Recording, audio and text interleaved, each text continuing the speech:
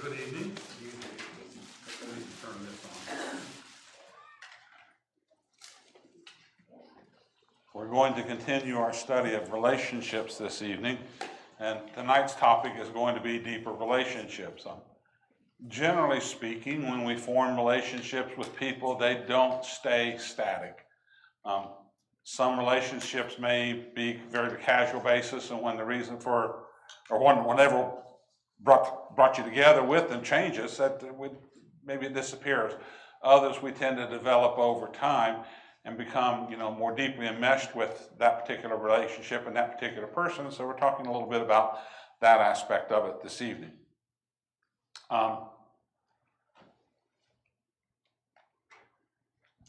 This is a quote from the book Mental Health by Dr. James J. Lynch. Loneliness is the number one cause of illness and death in America.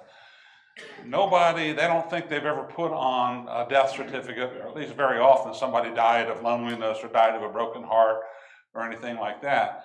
But the fact of the matter is, this contributes. People who have friends and people who love them and that they're in a relationship with are more likely to have a successful outcome when they face a major illness than somebody who's alone. That's just the way it is. It's what the science says anyway. Review. Relationship is a way in which one or more concepts, objects, or people are connected. I don't care about concepts or objects. We're talking people now. The other's interesting, but people's what really matters to us. Relationships are important to all aspects of our health. Our physical health, our spiritual health, mental health, emotional health. All of these things can be damaged by not having proper relationships with other people. And so, if we're going to be in relationships, we need to take proper care of them and invest in them correctly. Last couple of weeks, we've been looking at behaviors that have negative effects on relationships and ways to address these problems. Negative effect problems can be caused by a number of things. Poor social skills, you just don't really know how to navigate relationships. That's a really good reason when you're 3 years old, maybe not so much when you're 30, but it can happen. Momentary thoughtlessness. If you've ever said anything, at some point you've said something without thinking and hurt somebody. That's a common human experience. Mental health issues can cause problems there, and addictive behavior. Some problems are not things that we can handle. For example, mental health issues, addictive behaviors, that's really not much we can do for somebody on that. They need more of a specialized help. But there are many relationship problems we can handle, and if you're dealing with somebody who's having one of those other problems, addictive or mental health, we can support their efforts. We can be there to support them. We might not know how to cure it, but being there to help will improve the outcome. Here are a couple of bad ways to address relationship problems, which we talked about last week. Fight fire with fire. If you're having a problem with somebody who's very argumentative and wants to argue about everything, then we're going to argue with them, which really plays right into their wheelhouse, doesn't it? And after class last Wednesday, Jason pointed out something that I hadn't really thought of. It's kind of important. If you were being argued with and you decided, I'm going to fight fire with fire, so now you're both arguing here, and somebody else comes in and sees you both arguing, how are they going to determine who's right, who's wrong? All they're seeing is a big fight here. Well, you say, well, he started it or she started it, but that sounds kind of like a 4-year-old. That's what we would have done back then. But you're engaged in the behavior at that particular point, and there really is no right or wrong from that particular viewpoint. So, fighting fire with fire is just not good strategy. Quietly withdraw from the relationship. That's without an explanation. Just don't tell them why. In modern social media, that's known as ghosting. You block them from your messages, you block their phone number from texts and phone calls and stuff like that, and you don't tell them why. All they know is can't talk anymore. Again, not a really good way to deal with it. And the better way to deal with it, point out the problem and give them a chance to correct it.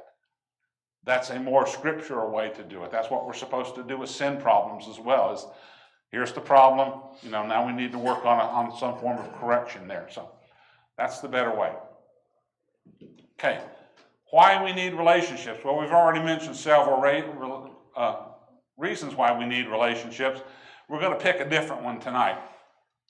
Ecclesiastes 4, 9 through 10. Two are better than one because they have a good return for their labor, for if either of them falls, the one will lift up his companion. But woe to the one who falls when there is not another to lift him up. Now, if you think about this and like being out in the wilderness or something like that, you don't really want to get deep into the wilderness all by yourself for precisely that reason. You get out there and get hurt or something like that, and who's going to take care of you? Who's going to help you mend from it? Well, it's the same thing in other aspects of life as well. And so this is Solomon saying you need to have friends, and here's one good reason why. Now, there are lots of other good reasons, but this was the one I wanted to pick tonight. So, the numbers problem. Given the current world population of 7.5 to 8 billion people, it is impossible to get to know everyone. I did a little bit of back of the envelope mathematics today, and if you assume that you can, somebody can introduce themselves to you once a second, it will take you 31.7 years to meet everybody on the planet at 7.5 billion people, and that's assuming you do that 24 hours a day, 7 days a week. So if you roll that down to something more realistic, because you still have to take care of yourself, that actually comes out to about 95 years to meet every person on the planet. It's not possible. And that's ignoring the fact that you can't form a relationship with any of them. And also, it would be really helpful if nobody had any babies in that 95 years, because you're going to be falling behind even further. So, not going to happen. We're not going to live 95 years, and we're not going to do that 8 hours a day for all of that particular time. So, we must choose both the relationships we form and the depth of those relationships. The general rule in relationship management, if you will, is the deeper or more intimate the relationship, the more of our time and ourselves we must invest in that relationship. For example, the one relationship that we probably invest the most in this life is our spouse. That's the person that has the most demand on our time. Of course, our children would come into this equation as well, but you don't have lots of spouses, at least not legally, and you don't have too many kids, and you wind up like my family down in West Virginia did. They're running everywhere. My maternal grandfather had something like 62 grandchildren, so that's a record I will not meet. But the more important the relationship is to you, the more you need to invest in it and take care of it, and that's going to require time and some thought and some effort. There's been a concept that's gone around, I'm sure most of you have heard it, what they call like circles of relationship. And looking at Jesus, Jesus preached to everyone who would listen to him. We have a candidate pool of 7.5 billion people out on the world that we're never going to meet all of them. We're going to meet a few thousand maybe at best, but Jesus would preach to everyone who would listen to him. For some people, he also met with them personally. Think guys like Zacchaeus, Matthew the tax collector, some Pharisees. He would go to their house and have dinner with them and sit down and talk to them. Think of Martha and Mary and Lazarus also in that as people that he frequented with or had a more intimate relationship with. In Luke chapter 10, verses 1 through 20, Jesus sent out 70 of his disciples to preach and perform signs and miracles in his name. Now, he had 12 apostles, but he had other disciples there. 70 is a pretty good number for that particular purpose at that particular time. In Acts chapter 1, verses 15 and following, after Jesus ascends to heaven, there's a mention of 120 people waiting in a room for the sign that's going to tell them we're now going to start preaching the gospel this way. And that's going to come in Acts chapter 2 later on. Jesus chose 12 men to be his apostles, but of those 12, Peter, James, and John were especially close to Jesus. If you look in the gospel accounts, you'll see him talking with them, or them talking to him, like James and John wanted to be on his left hand and his right hand, and so they had their mother come in and try to talk Jesus into this thing. Those were the three guys that were at the Transfiguration. So apparently he had a little bit different relationship with them. John himself describes himself in his writings, especially the Gospel of John, not by name, but as the disciple whom Jesus loved. So he had that kind of a relationship with him. Another special relationship he had Martha, Mary, and Lazarus. So the idea that you would have a very small circle of close associates or close friends relationships, and then a little bit bigger and a little bit bigger, that seems to work pretty good. We have circles that we work with. There's our congregation, which is this big, and then within that congregation, friends that we form. We have other family members and things like that that we're investing in. So, you know, the goal here is to identify the relationships that we need and that we want and nurture them correctly. Questions or comments? I think we all have circles like that, John. Yeah. You know, we usually have someone we're real close to. It might be your spouse or it might be a best friend. And then you have just your several people that you would share something with that was real important to you. And then you have kind of a social circle, maybe some other families or couples or friends. And then there's like your church family. Maybe it's your extended family, but it might be your church family or a workplace environment. But we all have those concentric numbers of people, and probably the greater the number, well, I want to say the shallower, let's just say the closer you are, the fewer there are, the deeper, naturally the deeper they are. Yeah, exactly. Exactly. Any other questions or comments, thoughts? Talking about friendship. Friendship is defined as a state of enduring affection, esteem, intimacy, and trust between two people. Now, as soon as you start to throw the word trust in any type of human relationship, that's going to tell you something important about that relationship, because trust grows over time. Real trust. So that means that there's been an investment in that relationship to build this particular trust, where we have this level of intimacy, this level of dependency with each other. So the trust is important there. But affection is usually involved, esteem, intimacy. Your friends should be able to tell you some things that other people aren't. Your family should be able to tell you some things other people, you know, aren't willing to do. So I've had people confront me, you know, every once in a while, random encounters, something like that, try to get down on me about something.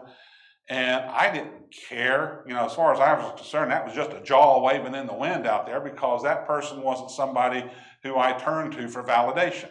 I had no relationship with them. It's just like, you're going off, fine, get done, and then we'll go on about our business. There are other people that could accost me like that, and I would pay attention to it. Even if I thought they were wrong, I would pay attention to it, because I'm in a relationship with this is my friend or my spouse or my kids or something like that. You pay attention to that. So in all cultures, friendships are important relationships throughout a person's lifespan. A friendship is the most common relationship that we form, where we both choose the relationship and invest ourselves. I didn't get to choose my parents, and none of you did either. Had I got to choose my parents, I would have chosen much more genetically superior, beautiful people with lots of money, whose only weakness was they wanted to indulge their children as they were raising them. That's what I would have picked if I could have done that. I would have picked a better class of children than the children that I had. But I had good kids.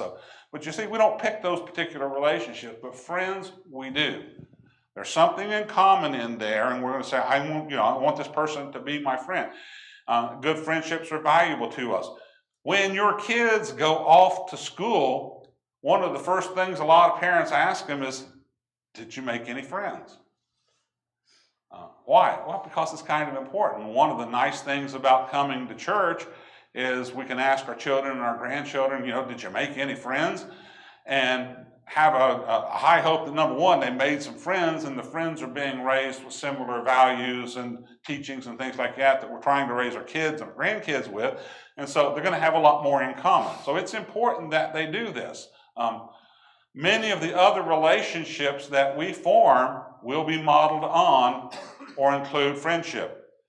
You should be married to your friend.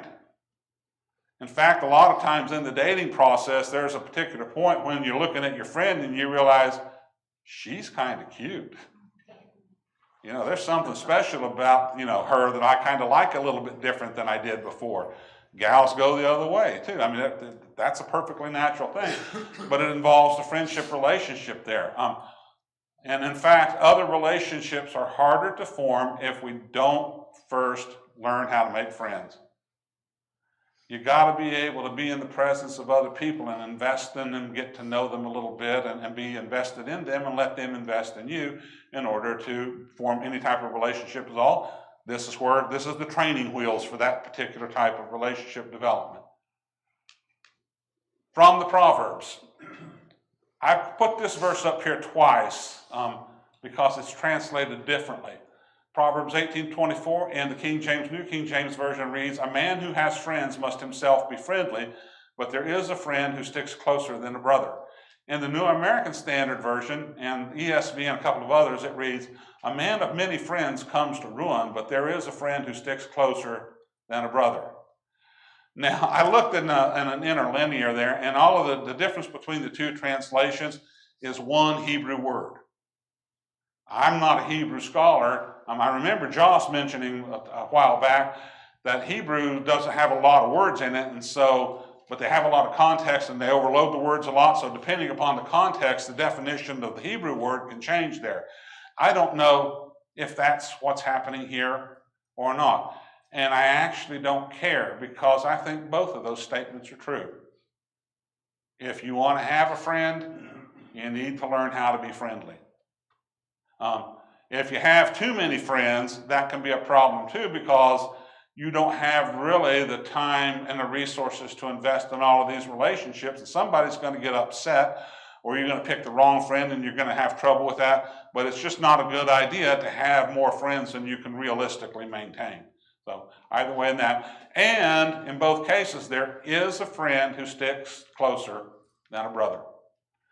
There's a friend that and a good friend is somebody you can go to like family, maybe even more than family.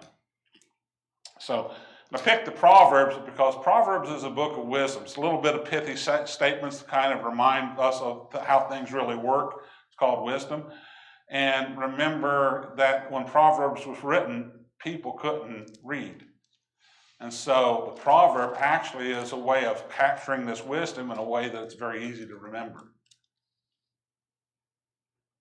So let's go here.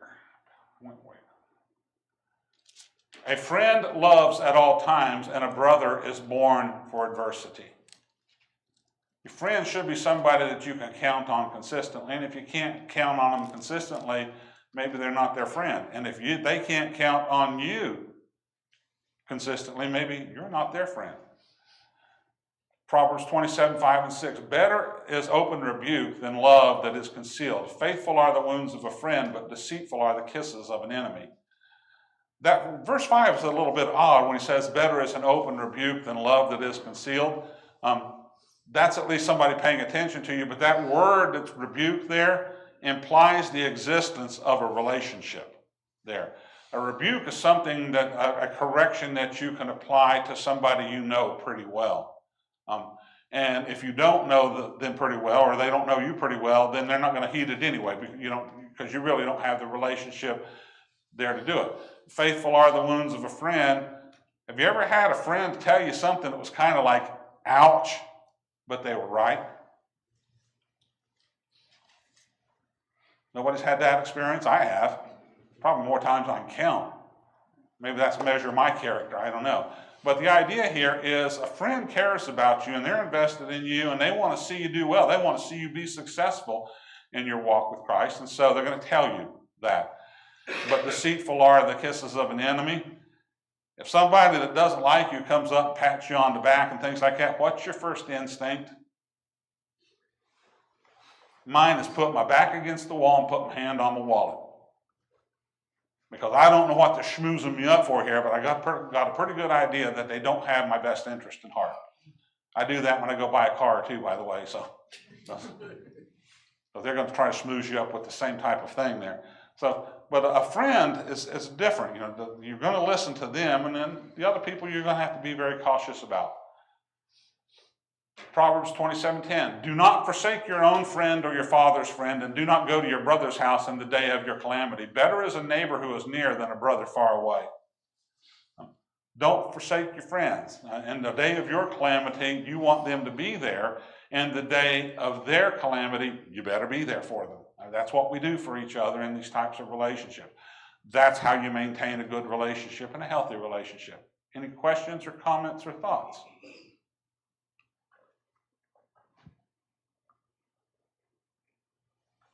Okay.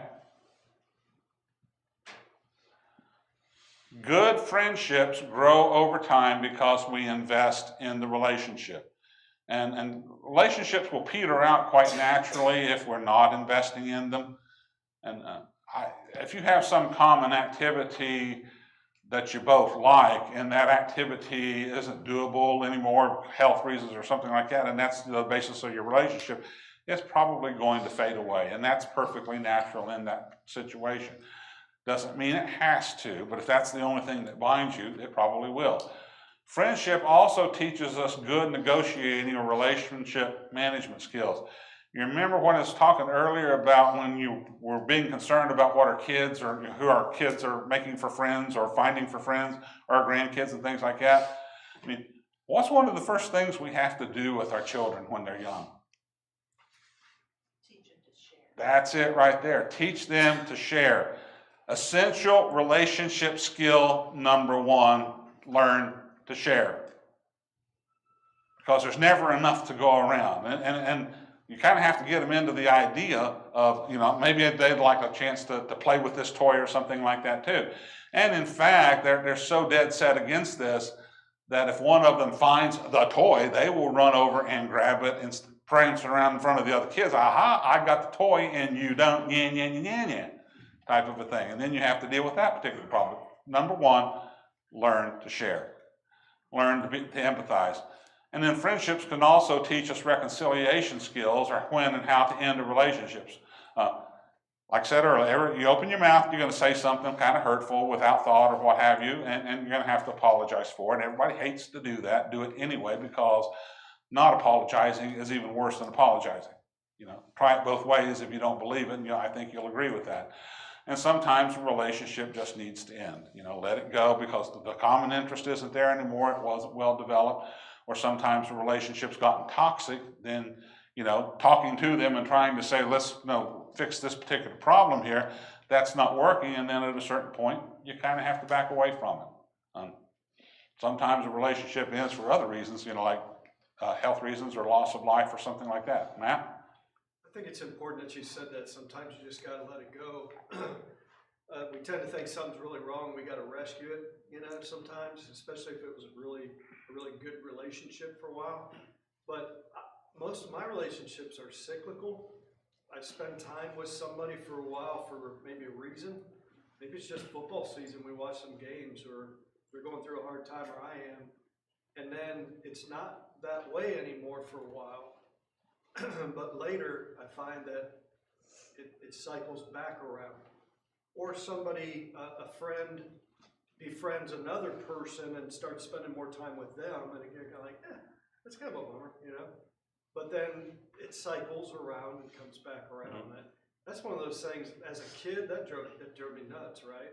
And it did for a while through adulthood. But I guess looking back, I realize that friendships naturally, not all the way out, just they cycle. Yeah. How you spend time with people and who you're closest to at the moment. Yeah. And I don't panic as much anymore. Yeah. And it doesn't necessarily have to end. It's like you said there. It's like, okay, we're going to cycle through this for a little bit, but I still have your phone number or a way of contacting you. And if I heard something was going on in your life that needed some support, I could intervene in that. So you can still maintain the relationship. It's just a little bit lower priority at that particular time. Yeah, I was just thinking of the word invest, and going along with Matt's comment too. You see Jesus investing in relationships, and he would feed the 5,000 and teach them. They knew he cared about them. So many different situations or times people knew that Jesus cared. And there have been times in my life I know certain people really, truly cared about me, and it means the world, and I wanted to invest back. But we can be, the first, like Christ, to try to do the investing, and it does come back. And the purpose, of course, is we're on this journey together, and we're going to the same place, and we just help each other. Yeah, my choice of invest in that is deliberate, because we're stewards of the things that God has given us. If you remember the stewardship parables, 5 talents, 2 talents, 1 talent, and things like that, what were they told to do with the talents that they were given? Invest, make a profit, right? So you're actually doing this with the deliberate intent of growing something. See, if you're spending it more on the intense sense of we have to maintain. You got to have a grocery budget because you got to eat. That's not necessarily an investment, but an investment is a thing where you're looking for a return. So if you're planting a garden or something like that, or investing in the stock market, there's an anticipation that you're going to get more back than what you got out of it. That's stewardship, and that's what I'm thinking. That's why I use the word invest in describing relationships. This isn't just spending. This is me investing in you with the expectation of a return, and you should be investing in me with the expectation of some type of a return. Now, it won't have a dollar value on it. It'll be much better than that. So that's why I use that word a lot in there. Okay, making friends. Be yourself. Sometimes people hide who they are for the sake of a relationship, to achieve a relationship. For example, she's really cute, or he's really cute. That'll get your attention, when you're younger, and maybe when you're older too. Or somebody's wealthy, or somebody has a lot of influence, or somebody's just flat out charismatic. Just really likable person to be around. My youngest son and daughter-in-law have a Bernese mountain dog named Eli. He's a very charismatic dog. He's big, as strong as a horse, and he gets up on me, and I kind of hate it when he does it, but I let him do it anyway because he's charismatic as all get out. He just radiates this, and so you kind of want to be around that. And so sometimes we will try to change who we are in an effort to enter a relationship with somebody, or to maintain a relationship with somebody on this type of terms. The problem with that is not sustainable. You have a personality, and if you're running counter to that, that's going to be a problem there. You're also presenting a false image of who you are, and you're not really being, offering what you truly bring to the relationship there in order to have this. Intimacy only comes when we open ourselves up to others. So if you're going to have a friend, at some point you're going to have one of those conversations where you start to get to know each other, and you might find out different things about your friend. What's their favorite coffee shop, or what types of foods do they like to eat, what are they reading, what do they do for enjoyment, how's their family life, and these types of things, and you will reciprocate with similar information.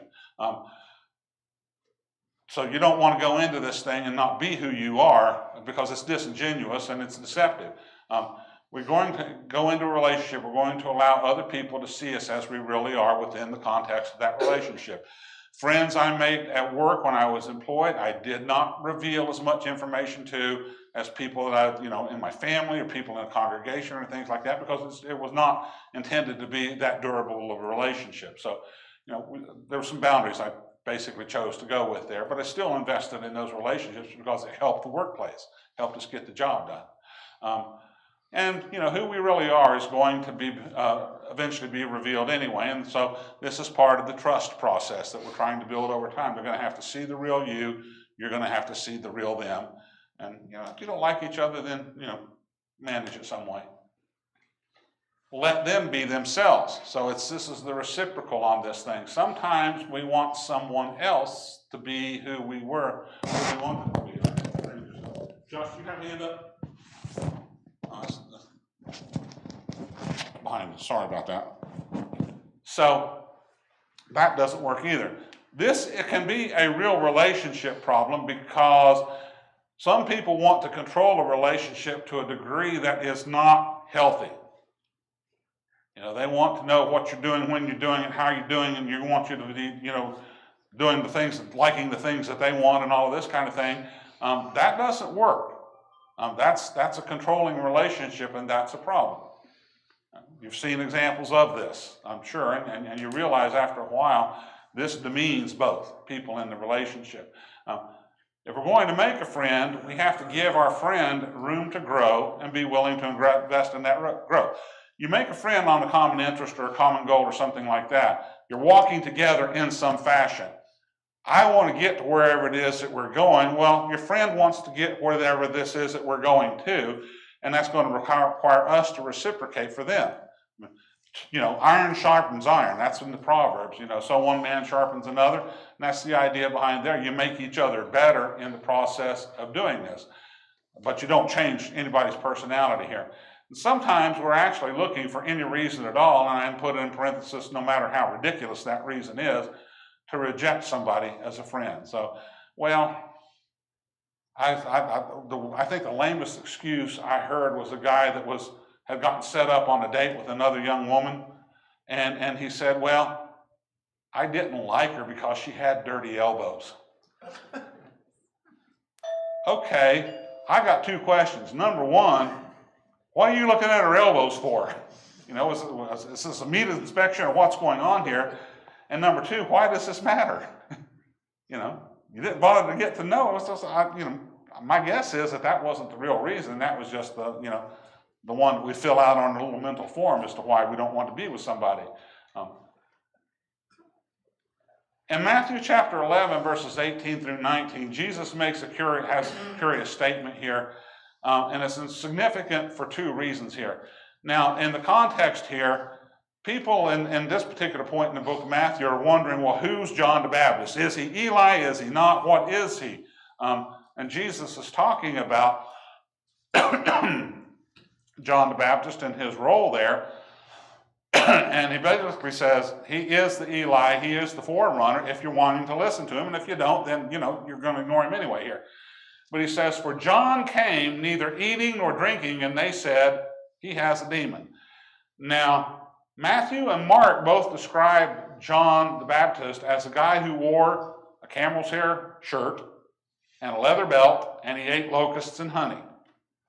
Locust being the insect, the locust like a grasshopper. It is an interesting fact that insects are really high in protein. So if you want to get more protein in your diet, fry up a skillet full of grasshoppers and eat those, and you'll get a lot of extra protein. And none of you are going to do that, are you? You know, I will go with, you know, the standard traditional protein sources. That's what the guy ate. And so everybody looks at him and says, well, he's not doing normal people stuff. He's eating this stuff and looking like that. He's got a demon. Well, maybe they didn't want to listen to him, huh? So this was the thing that they said. The Son of Man came eating and drinking, and they say, behold, a gluttonous man and a drunkard, a friend of tax gatherers and sinners. So John came neither eating nor drinking. He has a demon. And Jesus comes eating and drinking, and they say he's a glutton and a drunkard. Maybe they don't want to listen to him either, huh? And so all we've done is concoct a reason for it. And then this other phrase, a friend of tax gatherers and sinners, Jesus never denied that. In fact, Jesus felt like his purpose here was to be a friend of tax gatherers and sinners. That's why he went to Zacchaeus' house. That's why he went to Matthew the tax collector's houses. That's why he went to the houses of Pharisees and all of these other people there. That's why he did all of the preaching and teaching, was because that's what he was. And yet they didn't like that either. And so his conclusion, yet wisdom is vindicated by her deeds. John came neither eating nor drinking because he had a particular purpose in mind, and that helped him fulfill that purpose. Jesus has a slightly different purpose in what he's doing here. He does this other thing, and that helps him fulfill that purpose. And if you don't like it, then you just don't like it, and you're not going to listen to it. That's really what the bottom line is on that. So, all right. So let's conclude. Friendships are both common and important relationships. This is where we're going to learn the skills to manage all of our later relationships in life. This is the first relationship we choose to invest in. And this is the first relationship we learn to manage. And so the thing that we need to do is embrace friendships. You need these relationships with each other and then nurture them. So we're going to invest them and take care of them and help them to grow. Won't do it perfectly because we don't do things perfectly being human beings, but we can do it really good. Any closing thoughts or comments? 7:45, we're done. See you all next week. Thanks for your attention.